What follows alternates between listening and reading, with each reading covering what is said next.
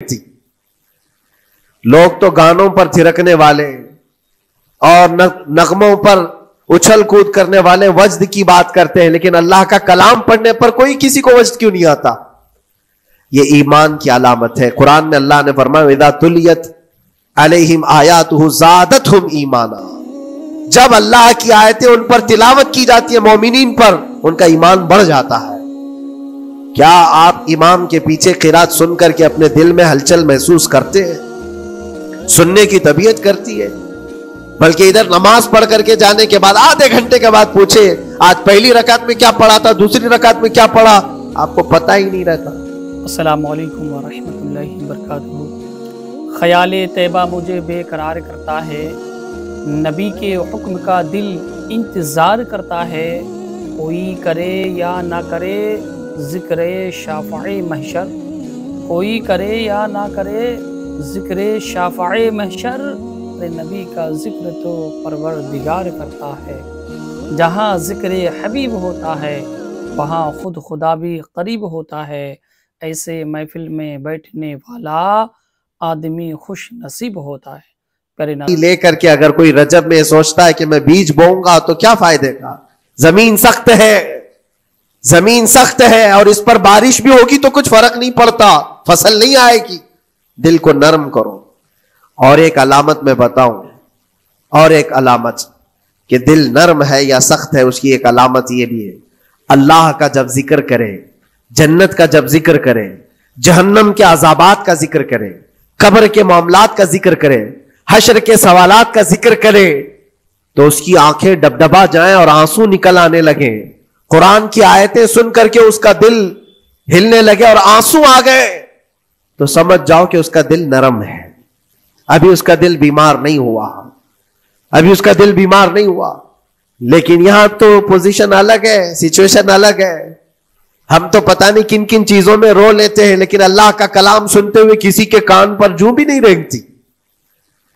لوگ تو گانوں پر تھرکنے والے اور نغموں پر اچھل کود کرنے والے وجد کی بات کرتے ہیں، لیکن اللہ کا کلام پڑھنے پر کوئی کسی کو وجد کیوں نہیں آتا؟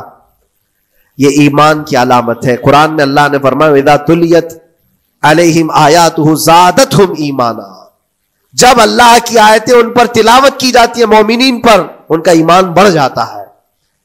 کیا آپ امام کے پیچھے قرات سن کر کے اپنے دل میں ہلچل محسوس کرتے ہیں؟ سننے کی طبیعت کرتی ہے. بلکہ ادھر نماز پڑھ کر کے جانے کے بعد آدھے گھنٹے کے بعد پوچھے آج پہلی رکعت میں کیا پڑھا تھا، دوسری رکعت میں کیا پڑھا، آپ کو پتہ ہی نہیں رہتا. یاد ہی نہیں امام صاحب کیا پڑھ رہے تھے، میں تو دکان کا حساب کتاب کر رہا تھا، کیا خبر ہے کہ انہوں نے کیا پڑھا. تو قرآن کو توجہ سے پڑھے ہوتے تو تمہارے دل میں بھی وہ باتیں اثر کر رہی ہوتی. میرے عزیزوں، کتنے ایسے لوگ ہیں جو صرف اور صرف قرآن پاک کی تلاوت کی وجہ سے دلوں کو نرم کر دیا گیا ہے. میں اسی بات پر آج فوکس کر کے ختم کر دوں گا. رجب المرجب بیج بونے کا موسم ہے تو دل کے نرمی کے ساتھ ہی بیج بو، کیونکہ یہ زمین ہے تمہاری، اور زمین نرم نہ ہو تو کتنی بھی نیکیاں کرو کیا فائدے کی.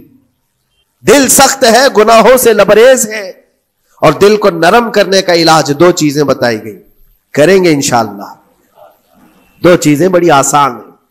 اگر دل کو نرم کرنا ہے تو دو چیزیں فرمائی گئی، کثرت سے قرآن پاک کی تلاوت کرو یا کثرت سے میرے نبی پر درود پاک پڑھا کرو. دو چیزیں کر کے دیکھو، تمہارا دل نرم ہو جائے گا.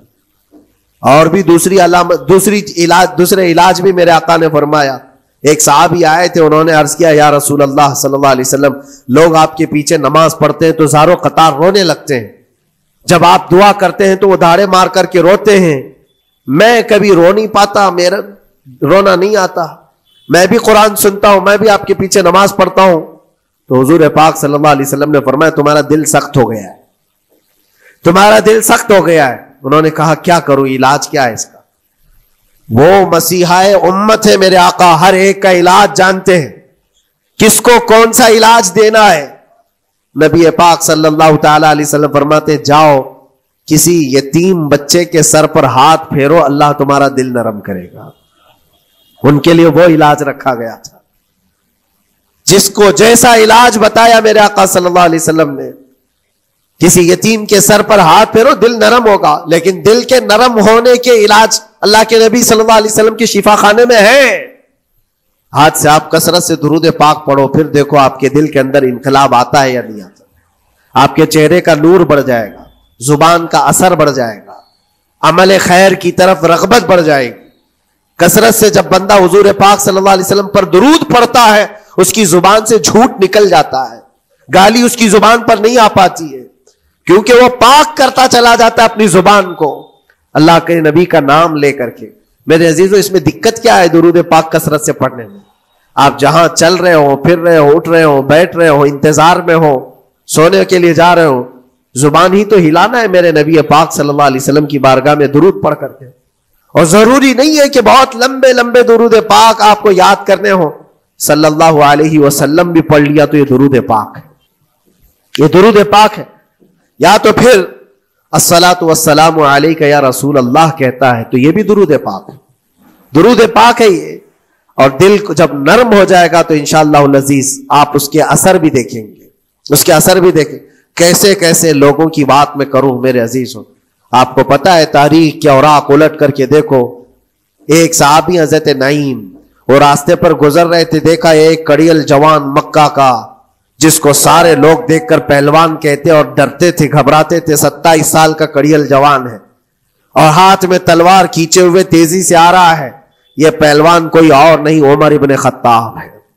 حضرت نعیم کہتے دیکھ کر کے میں گھبرا گیا، اتنی تیز اور ترار چال اور چمکتی ہوئی تلوار، کہاں کا ارادہ ہے؟ پوچھا حضرت نعیم نے، کہاں جا رہے ہو؟ عمر ابن خطاب نے کہا محمد کا قتل کرنے جا رہا ہوں۔ معاذ اللہ رب العالمین، اس لیے کہ ایمان لائے ہوئے نہیں تھے۔ یہ دلوں کی سختیاں ہیں، یہ دلوں کا منجمد ہونا بتا رہا تھا کہ وہ نبی پاک صلی اللہ علیہ وسلم کے قتل کے لیے نکلے۔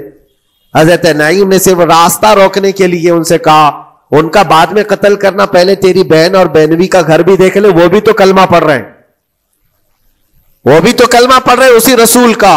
تو غصہ اور بڑھ گیا کہ میرے گھر میں یہ ہو چکا ہے، میں تو جس کا قتل کرنے جا رہا ہوں وہ میرے گھر تک آیا ہوا ہے۔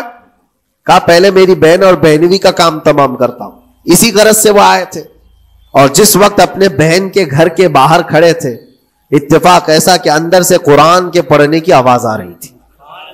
ایک صحابی حضرت خباب، وہ قرآن پڑھا رہے تھے حضرت عمر کی بہن کو اور ان کے بہنوی کو، اور کیا بہترین انداز رہا ہوگا جو رسول اللہ سے ڈائریکٹ سنے ہوئے لوگ تھے۔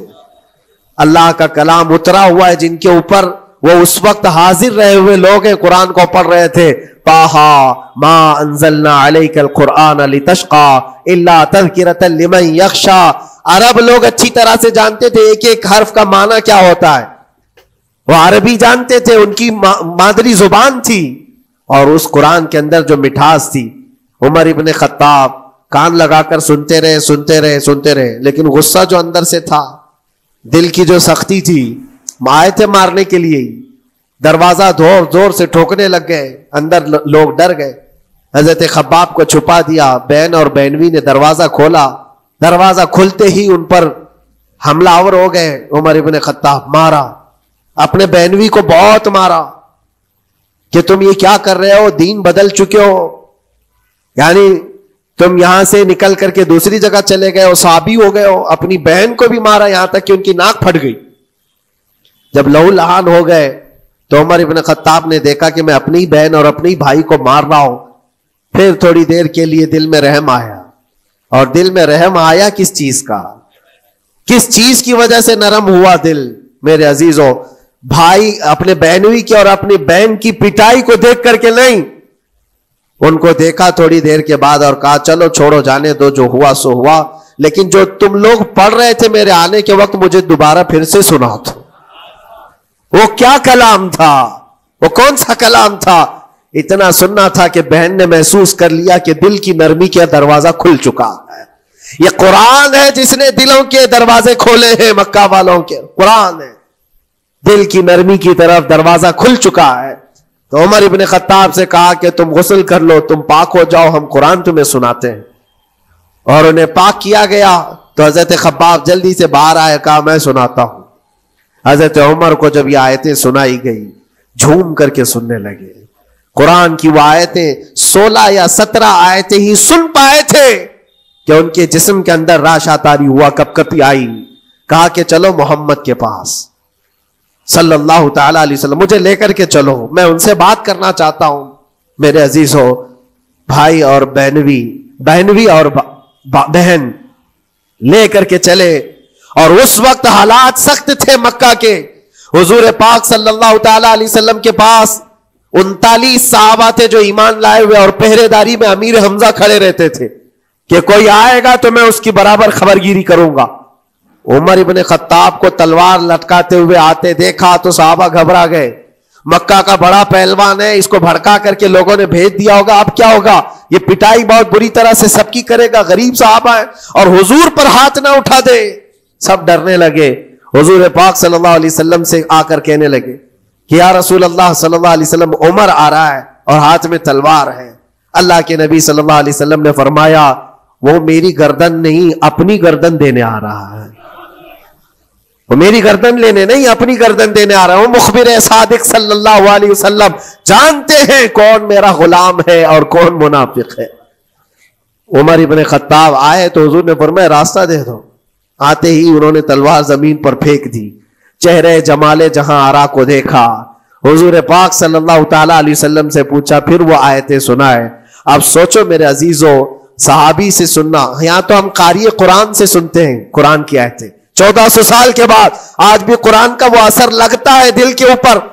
یہ ان سے جو 1400 سال کے بعد جس قاری قرآن سے سنا وہ تو صحابہ سے سنے تھے، اور صحابہ سے بڑھ کر کے اللہ کے نبی سے جو قرآن سنا ہو، خود نبی پاک کی زبان اقدس سے.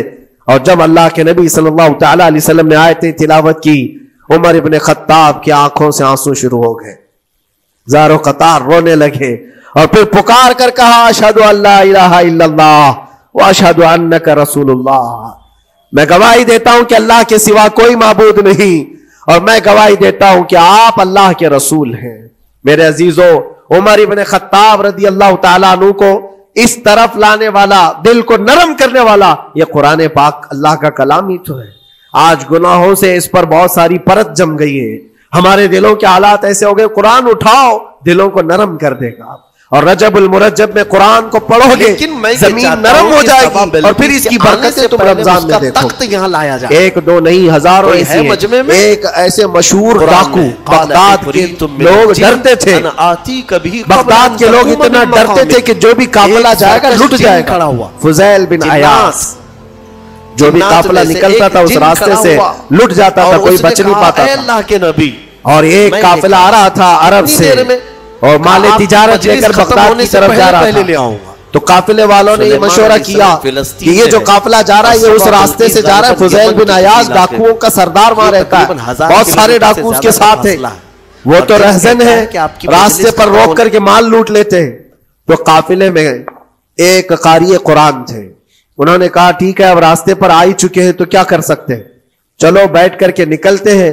میں قرآن کی تلاوت کرتا رہوں گا اونٹ پر بیٹھ کر کے، اللہ کریم اس برکت سے ہمارا راستہ آسان کر دے گا. قاری قرآن نے قرآن کی تلاوت شروع کر دی. اور جب وہ راستہ آیا جو فضیل بن عیاض کا تھا، فضیل بن عیاض ایسی ڈاکہ زنی اور ایسی رہزنی میں مشہور آدمی، جن کے آس پاس، جن کے ہاتھ کے نیچے 1000 سے زیادہ ڈاکو کام کرتے ہوں. بغداد پورا ڈرتا تھا، پورے راستے وہاں پر کوئی بھی سلامت نہیں جا پاتا تھا. اس راستے پر ایک قاری قرآن جب آیا، میرے عزیزوں تلاوت کیا کر رہا تھا؟ سورۃ الحدید کی آیت تھی، الم یأن للذین آمنوا ان تخشع قلوبهم لذکر اللہ. وہ قرآن کی آیت ہے. اللہ کے کریم فرماتا ہے کیا ایمان والوں کے پاس ابھی وہ وقت نہیں آیا کہ اللہ کا ذکر سنتے ہی یا اللہ کا ذکر ہوتے ہی ان کا دل کانپنے لگ جائے، ان کا دل ہلنے لگ جائے. فضیل بن عیاض کے کانوں میں یہ آیت پڑھ رہی تھی. قاری قرآن بار بار اس آیت کو پڑھ رہا تھا. کیا وہ وقت ابھی ایمان والوں کے پاس نہیں آیا کہ وہ اللہ کے ذکر سے دہل جائیں؟ اتنا اثر کر گئی آیت، اتنا اثر کر گئی. فضیل بن عیاض نے ہتھیار پورے پھینک دیے اور چیخ چیخ کر کے کہنے لگا आना लना रब्बना, आना लना रब्बना, ऐ मेरे रब वो वक्त आ चुका है, ऐ मेरे रब वो वक्त आ चुका है। सारे डाकुओं से कहा सजदा रेज हो जाओ, इसलिए कि अल्लाह का कलाम हमें बुला रहा है। बरसों से डाका जनी करने वाले, बरसों से रास्ते लूटने वाले, कुरान की एक आयत ने दिल बदल दिया, दिल के ऐसा इनकलाब आया, सब कुछ छोड़ दिया और उसके बाद निकले। अल्लाह अकबर। जानते हो फुजैल बिन अयाज कौन है? फुजैल बिन अयाज वो है जिनका नाम लेते सरकार गौसे पाक भी अदब किया करते थे। फुजैल बिन अयाज, अल्लाह तबारक व तआला ने विलायत का वो मकाम अता कर दिया, बड़े बड़े औलिया इकराम उनके पास आने लगे। अपने जमाना जवानी का जमाना डाका जनी में गुजरा था, लेकिन जब फिर वक्त आया तौबा का और दिल के बदलने का, तो अल्लाह का ने वो मकाम दिया, वो मकाम दिया। तारीख में आज भी मौजूद है कई सिलसिले ऐसे, सिलसिले चिश्तिया में, और कई सिलसिले ऐसे जो फुजैल बिन अयाज से होकर हुजूर पाक तक पहुंचते। फुजैल बिन अयाज उनका नाम है। इसलिए मैं कहता हूं मेरे अजीजों, कुरान पाक ये दिलों को नरम करने का सबसे बड़ा इलाज है। जमीन को नरम कर दो और उसके बाद फिर बीज बो। देखो, इसीलिए इकबाल ने कहा था, जरा नम हो तो बड़ी जरखेज है ये मिट्टी साकी। यानी ये जमीन थोड़ी सी नरम हो जाए तो इसमें तो सोना चांदी ये उगल सकती है। तुम्हारे पास ईमान की दौलत है, अल्लाह करीम की जात पर यकीन है, हुजूर पाक सल्लल्लाहु ताला अलैहि वसल्लम की मोहब्बत है, सब चीजें तुम्हारे पास है, थोड़ा दिल को नरम करने की जरूरत है। गुनाहों से बाज आ जाओ, अल्लाह करीम की बारगाह में गिड़गिड़ाओ और कुरान पाक उठा लो एक मर्तबा, और पढ़ नहीं पाते तो उंगलियां तो फेरो। कुरान पर देखना भी तो इबादत